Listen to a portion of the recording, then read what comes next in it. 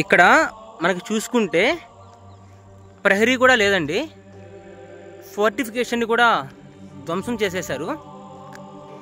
ఇదేనండి ప్రదక్షిణ మార్గంలో గర్భగుడి వెనక పక్క ఉండే భాగం. ఇక్కడ ఏమీ ధ్వంసం చేయలేదు, ఇక్కడ బాగానే ఉంది. చాలా మంది ప్రదక్షిణలు కూడా చేయట్లేదు, ఎందుకంటే గర్భగుడిలో వాటిని కొడితే ఇప్పటికి కూడా సంగీతం వస్తుందండి. సరి గమ పద నిస్స అంటే ఆక్టేవ్, ఆ 8 స్వరాలు.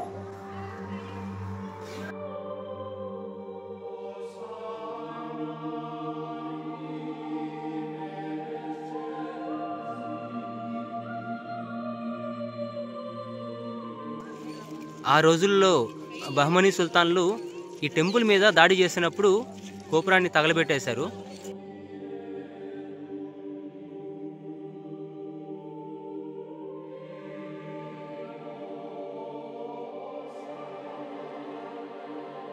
కింద నీళ్లు పడతా ఉంటాయి, పైన నుంచి ఎలుతురా నీళ్ళలో పడుతుంది. ఆ ఎలుతురా నీళ్ళలో పడినప్పుడు ఇంకా లైటింగ్ అనేది ఎక్కువ వస్తుందండి. గమనించారా? ఇది ఆ రోజుల్లో ఉన్న టెక్నాలజీ.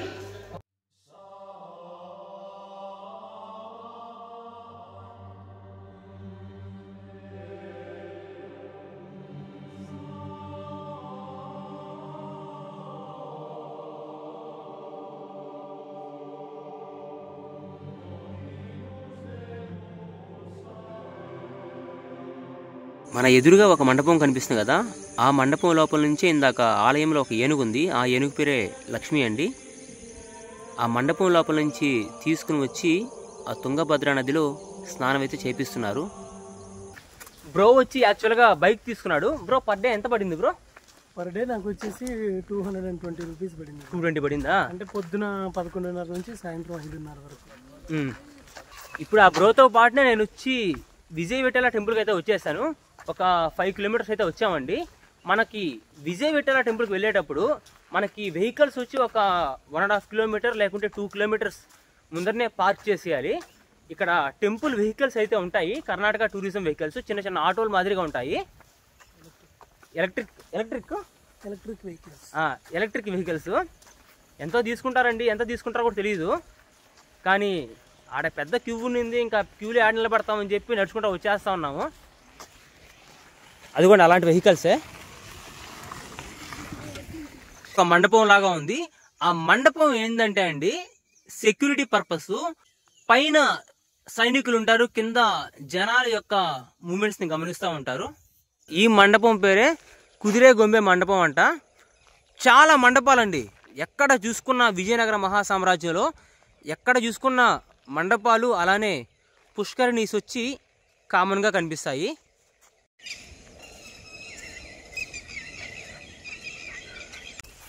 మనం ఇక్కడ టెంపుల్స్ని చూసుకుంటే వాస్తు ప్రకారంగా అనొచ్చు, లేకుంటే టెక్నాలజీ సిస్టమ్ ప్రకారంగా అనొచ్చు, సిస్టమ్గా కట్టారండి టెంపుల్స్.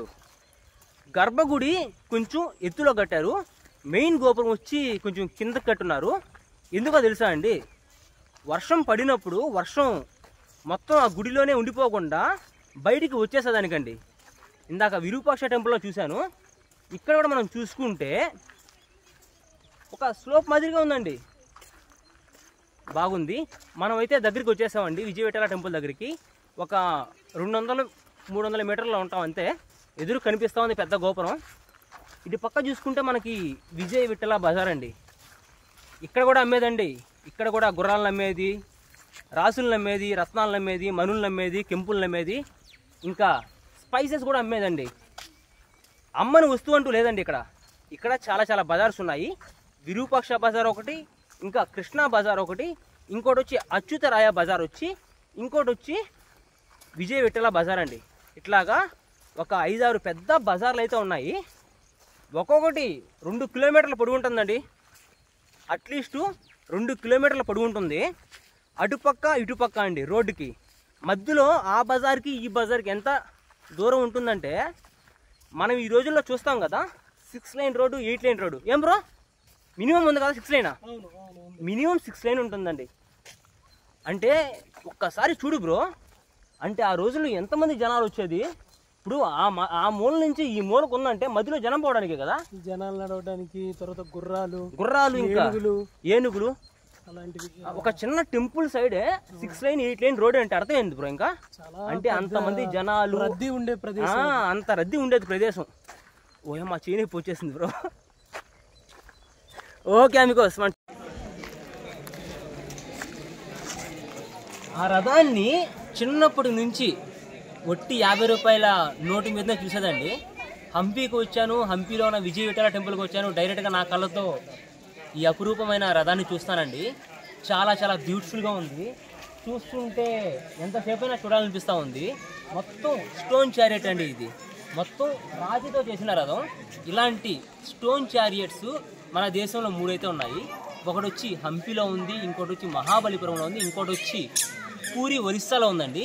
అన్నట్టు ఈ రథాన్ని ఎలా కట్టారు, ఎప్పుడు కట్టారంటే అండి, ఒకసారి శ్రీకృష్ణదేవరాయలు ఒరిస్సాకి వెళ్ళినప్పుడు అక్కడున్న రథాన్ని చూస్తారంట. ఆ రథాన్ని చూసి ఇన్స్పైర్ అయ్యి కట్టిందే స్టోన్ చారియట్ అండి. ప్రెజెంట్ ఈ మండపం మీదకి నాట్ అలౌడ్ అండి, ఎందుకంటే మొత్తం కూలిపోయింది. ఒక 20 to 30% మాత్రమే నిలబడి ఉంది. ఏ టైంలో కూలిపోద్దో కూడా తెలియదు. అందుకే వర్క్ ఈజ్ ఇన్ ప్రోగ్రెస్ అని రాస్తున్నారు. పైన 2 సెక్యూరిటీ గార్డులు కూడా ఉన్నారండి. పైకి ఎక్కబాకండి, పైకి ఎక్కిన వాటిని కొట్టబాకండి. వాటిని కొడితే ఇప్పటికి కూడా సంగీతం వస్తుందండి. సరి గమ పద నిస్స అంటే ఆక్టేవ్. ఆ 8 స్వరాలు ఒక్కొక్క స్తంభంలో నుంచి వస్తుంది, ఒక్కొక్క పిల్లర్లో నుంచి వస్తుందండి. అక్కడ 8 ఉంటాయి, మనం కరెక్ట్గా చూసుకుంటే ఇటు పక్క 4 అటు పక్క 4, అట్లనే ఇటు పక్క 4 అటు పక్క 4, అట్లాగా ప్రతి స్తంభం మీద 8 స్వరాలు పలికే చిన్న చిన్న స్తంభాలు ఉంటాయండి. ప్రెజెంట్ ఇప్పుడు మాత్రం నాట్ అలౌడ్, కానీ లోపల ఆర్కిటెక్చర్ ఉంది, వేరే లెవెల్లో ఉందండి. నిజంగా వేరే లెవెల్ అండి. నిజంగా మనం కింద చూస్తున్నారు కదా, మన కింద చూసుకుంటే ఇక్కడ కొంతమంది గుర్రాలను తీసుకొని వస్తున్నారు కదా. దీని అర్థం ఏంటంటే, ఆ రోజుల్లో విజయనగర సామ్రాజ్యానికి గుర్రాల వ్యాపారస్తులు రకరకాల రాజ్యాల నుంచి వచ్చేదండి. తునిషియా, టర్కీ, అరేబియా, సౌదీ, ఇంకా అట్లాగా చైనా, డిఫరెంట్ కంట్రీస్ నుంచి గుర్రాలను తీసుకుని వచ్చి ఇక్కడ అమ్మేదండి. ఒక బార్టర్ సిస్టమ్ మాదిరిగా ఉండేది ఇక్కడ.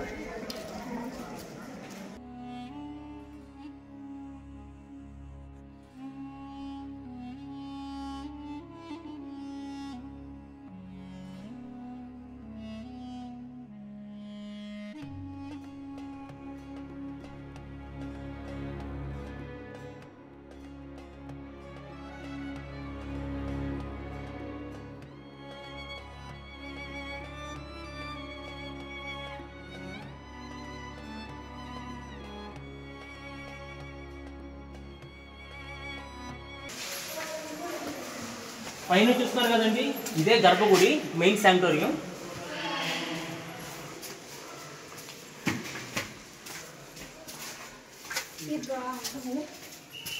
కానీ లోపల చూస్తున్నారు కదా, గర్భగుడిలో విగ్రహం అయితే లేదు. విఠల స్వామి దేవాలయం అండి ఇది. ప్రెసెంట్ ఇక్కడ ఏ పూజలు లేవు, ఏ పురస్కారాలు లేవు, ఏ విగ్రహం కూడా లేదు ఇక్కడ.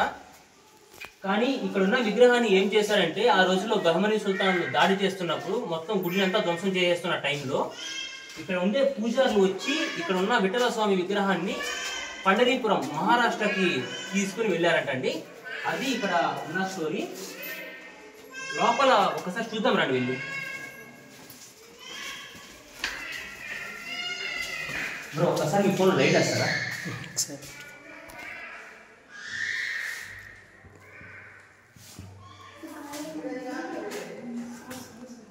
చూస్తున్నారు కదా లోపల ఏ స్థితిలో ఉన్నాయో.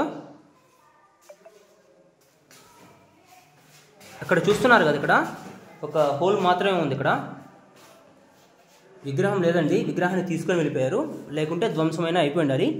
ఆ రోజుల్లో ఇక్కడ హోల్స్ ఎందుకు పెట్టారంటే, ఇక్కడ విగ్రహం పెట్టేటప్పుడు వజ్రాలు, బంగారు, ఇంకా సంపద ఏమన్నా ఉంటే పెడతారండి. అట్లాగా మోస్ట్ ఆఫ్ ద విగ్రహాస్ హ్యాస్ బీన్ డిస్ట్రాయిడ్. మనిషి దేవుడితో ఎప్పుడూ సమానం కాదండి. అందుకే గర్భగుడి కంటే కూడా ఒక 6-7 మెట్లు కింద అయితే మనకు ప్రదక్షిణ మార్గం ఉంది. ఒక్కసారి మనం ప్రదక్షిణ చేద్దామండి, రండి వెళ్దాం. చూస్తున్నారు కదా, చాలా డౌన్గా అయితే ప్రదక్షిణ మార్గం అయితే ఉంది. మొత్తం చీకటండి, కానీ వెలుతురు రావడానికి మనకి చూస్తారు కదా పైన హోల్స్ అయితే ఉన్నాయి. ఇక్కడ కింద చూసుకుంటే మనకి కొంచెం వాటర్ పోవడానికి ప్లేస్ ఉంది. ఇక్కడ ఎందుకు పెట్టారంటే ఇక్కడ కింద నీళ్లు పడుతూ ఉంటాయి, పైన నుంచి వెలుతురు ఆ నీళ్ళలో పడుతుంది. ఆ వెలుతురు ఆ నీళ్ళలో పడినప్పుడు ఇంకా లైటింగ్ అనేది ఎక్కువ వస్తుందండి. గమనించారా? ఇది ఆ రోజుల్లో ఉన్న టెక్నాలజీ. ఒక్కసారి ప్రదక్షిణ మార్గం అంతా చూద్దామండి. ఏం కనిపించట్లేదు.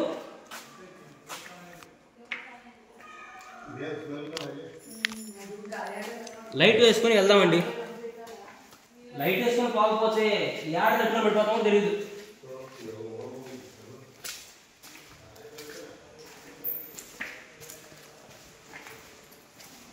టెంపుల్ చూడండి వెనకాల. ఇదేనండి ప్రదక్షిణ మార్గంలో గర్భగుడి వెనక పక్క ఉండే భాగం. ఇక్కడ ఏమీ ధ్వంసం చేయలేదు, ఇక్కడ బాగానే ఉంది. చాలా మంది ప్రదక్షిణలు కూడా చేయట్లేదు, ఎందుకంటే గర్భగుడిలో దేవుడు లేడండి. దేవుడు లేనప్పుడు పూజలు పురస్కారాలు ఏముండవు, ఇంకా ప్రదక్షిణలు కూడా చేయరు. ఇంకా మ్యాక్సిమం వస్తారు, చూస్తారు, తినుకొని వెళ్తూ ఉంటారు. విగ్రహం ధ్వంసం చేయబడిన, విగ్రహం ఇరిగిపోయినా పూజలు చేయకూడదండి. రండి, చూస్తున్నారు కదా, మనకి పైన నుంచి నీళ్ళు అయితే పడతా ఉన్నాయి. దీన్ని మళ్ళా బాగు చేయాలండి. ఇది మన వారసత్వ సంపద. ఇది ఇంకా ఇది ఎగ్జిట్ మార్గం, ప్రదక్షిణ. అది ఎంట్రీ, ఇది ఎగ్జిట్. ఇంకా మండపం. విజయనగర మహాసామ్రాజ్యంలో మనకి ఎక్కడ చూసుకున్నా మండపాలు కనిపిస్తూ ఉంటాయి. ఇక్కడ చూసుకోండి ఒకసారి, చాలా చాలా అందమైన అరుదైన చిత్రాలండి. ఇక్కడ చూడండి, ఇక్కడ చూడండి, కొన్ని వందల సంవత్సరాల క్రితం విగ్రహాన్ని చూడండి ఎలా చెక్కారు.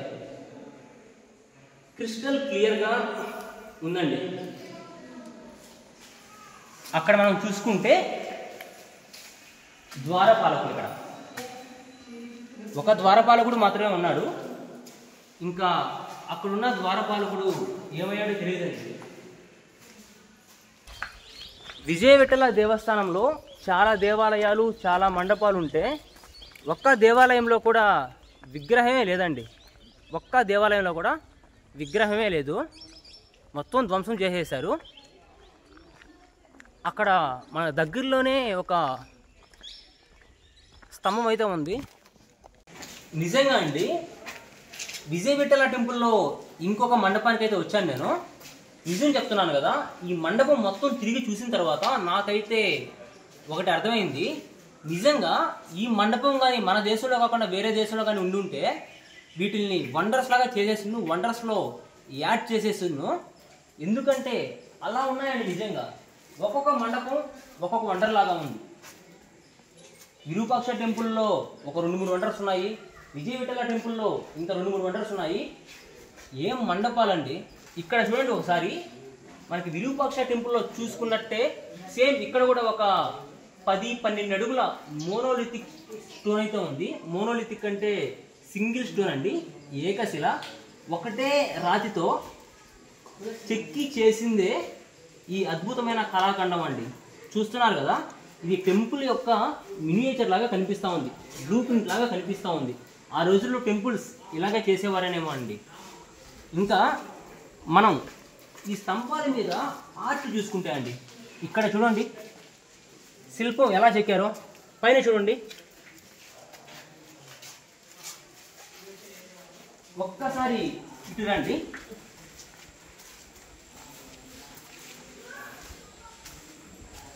ఇక్కడ చూసుకుంటే అండి చూడండి, ప్రతి ఒక్క శిల్పం ఒక అద్భుతమే.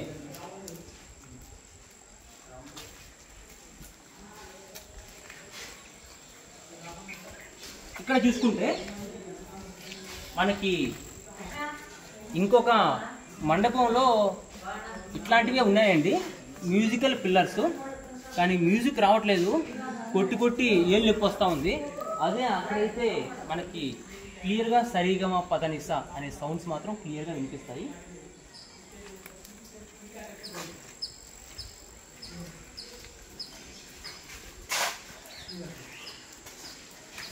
అమేజింగ్ అండి. ఇలాంటి పిల్లర్స్ నిజంగా వందల్లో ఉన్నాయి విజయనగర మహాసామ్రాజ్యం.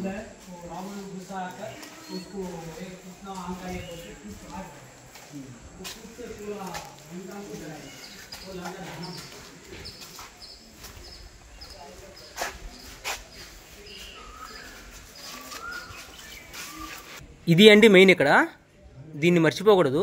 అంటే టెంపుల్లోకి వచ్చేటప్పుడు ఫ్యామిలీ ఎలా రావాలి, కపుల్స్ ఎలా రావాలి, దీన్నే సాష్టాంగ నమస్కారం అంటారు.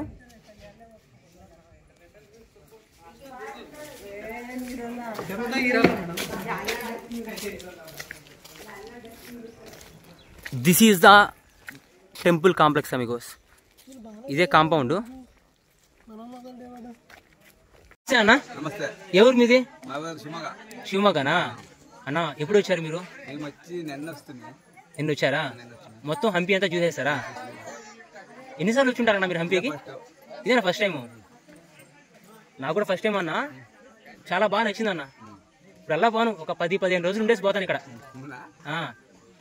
సరే మీ పేరేనా? మూర్తి. మత్తూరు ಹೌದಕ್ಕ. ಸಾಂಸ್ಕೃತಿಕ ವಿಲೇಜ್ ಸಂಸ್ಕೃತ ಹಳ್ಳಿ. అది ಶಿವಮೊಗ್ಗ డిస్ట్రిక్టేనా? అష్టేనా? మత్తూరు ఆ ఊరికి 2 కిలోమీటర్లేనా? సరే అన్న, నేను మత్తూరుకి వచ్చినప్పుడు మిమ్మల్ని కలుస్తాను తర్వాత. సరే, ఓం నమ శివాయ్. మీరు ఈ విశిష్టమైన నగరానికి రాలేకున్నారని బాధపడకండి. మీకు కళ్ళకు కట్టినట్టు చూపించడానికి నా కళ్ళుండాయండి. ఎందుకంటే మైసఫర్నామా అంటే కేవలం నా ప్రయాణమే కాదు, చూస్తున్న మీ ప్రయాణం కూడా. మీకు సమయం వచ్చినప్పుడు ఖచ్చితంగా ఈ నగరానికి వస్తారు, అది పెద్ద విషయం కాదండి. ఇంకా మీకు గనక వీడియోస్ నచ్చితే ఖచ్చితంగా లైక్ చేయండి, షేర్ చేయండి, కామెంట్ చేయండి. అలానే సబ్స్క్రైబ్ కూడా చేసుకున్నాం బికాస్ బెల్లను కూడా కొట్టండి అంతే. కానీ ఛాన్స్ ఉన్నప్పుడు ఖచ్చితంగా ఈ హంపి నగరానికి, ఈ విజయనగర సామ్రాజ్యానికి ఒక్కసారి రాండి బికాస్ అంతే.